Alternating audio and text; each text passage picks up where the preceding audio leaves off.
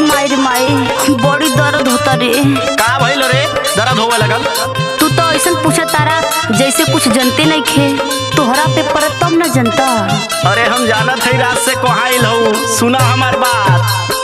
काहे तू रुसल बारू हमसे बताव। काहे? ऐसे ना धनिया हो मुहवा फुलाव। तो का करूं? तोहरा के दिलवा से मानी हो। अच्छा तू ही तो हऊ मोर रानी हो। सेजिया पे बहुते सतैला ये सैया। अच्छा? सेजिया पे बहुते सतैला ये सैया। दर्द करे मुचिकल करी हैया। दर्द करे मुचिकल करी हैया। दर्द करे मुचिकल करी हैया।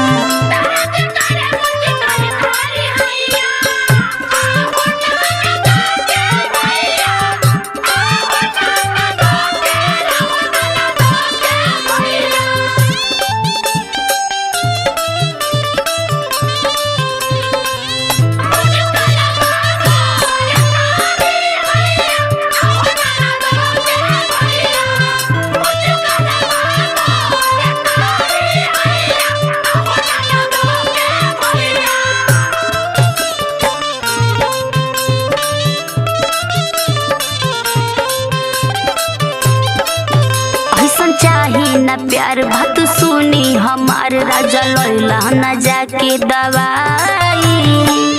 ये तो बहे पुरवैया देह ले लयंगड़ैया लाज वाली बात कैसे बताई।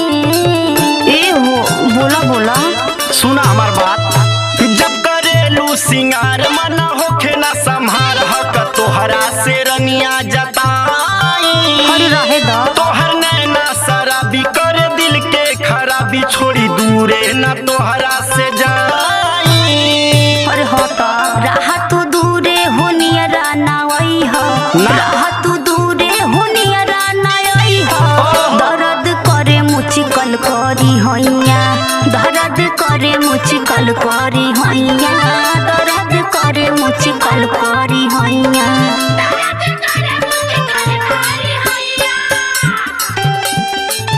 बारे भैया चपले रहो।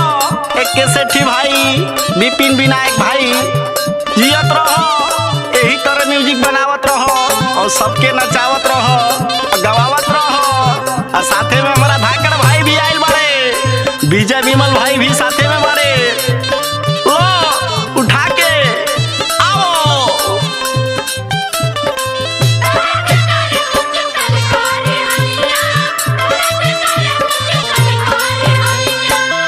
एक तो करी ले काम तुझे मिले नया राम। अब अतना जुलुम ना सह।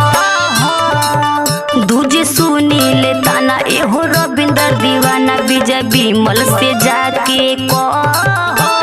हाँ तो विपिन से भी कह दे। अरे क्यों के डरना हो? करा गलती तू माफ बात कही ले साफ नहीं तोहरा बिना हमरा।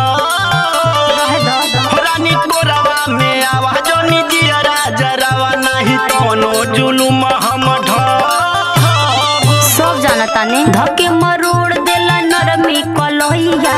धके मरोड़ देला नरमी कलैया। दर्द करे मुचिकल करी हैया। दर्द करे मुचिकल करी हैया।